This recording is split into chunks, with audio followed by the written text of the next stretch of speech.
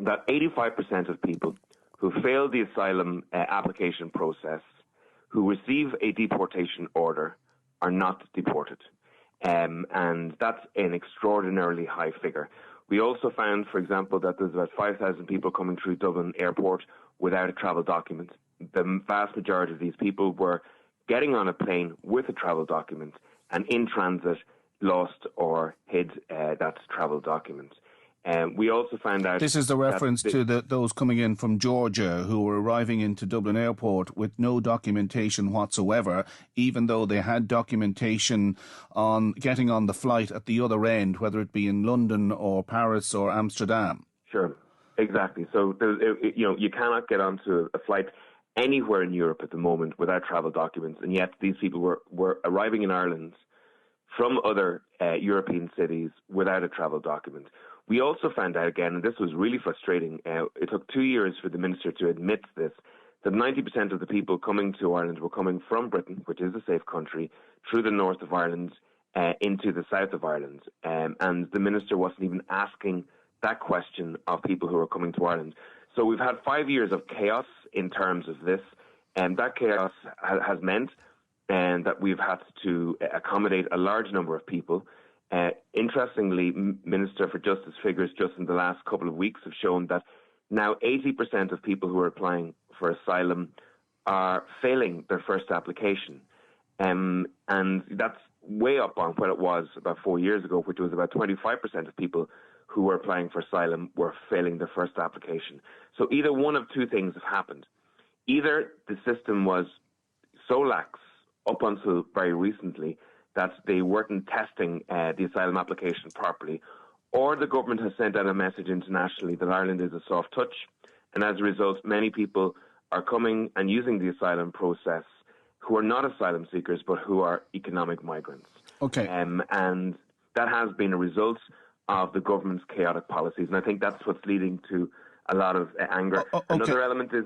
Yeah, go ahead. The government, just one point, if I can. Another element of this anger is the government is refusing to consult with local communities, and they've deleted the planning process. So if you or I or any of your listeners wanted to build an extension onto the house, they would have to apply for planning.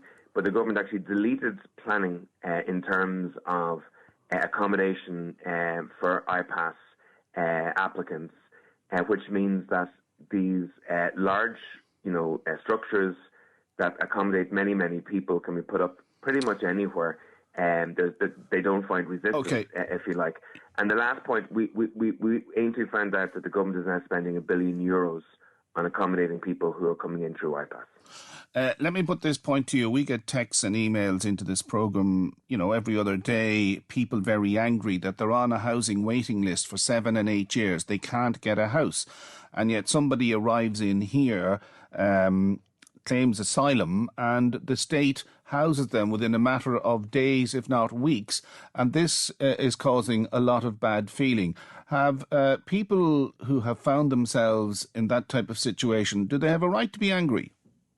Now, the information I have in relation to this is that when a person comes in through IPAS, there's a number of different, and it's important to remember, there's a number of different ways that people can come into the country. There's the IPAS system, which is meant to be for people who are fleeing war and violence. It should only be for people who are fleeing war and violence, but we believe that it's been abused at the moment. And there's also people who come in on work visas, who are coming in to work in hospitals, etc. And we believe that frontline workers play a valuable contribution to this country, and as a result, we do need them to make sure that our hospital systems are working. Let me put this question. My understanding is that anybody coming in through IPAS is not getting a local authority home. A person coming in through IPAS at the moment is being put into an IPAS accommodation centre. If they are successful in their application, they are then, by law, by this government's law, entitled to apply for housing through the local authority. And then, if there's no local authority homes, they are entitled to get a house by HAP or RAS. Now, my understanding is, and this should be the case, nobody should be able to jump any queues. Nobody should be able to get ahead of anybody else who's on the existing housing list in terms of the local authority, and that's important. So if people have individual cases where they know that that's not the case, I would ask them to Okay. contact myself, and we'll make sure that they're investigated.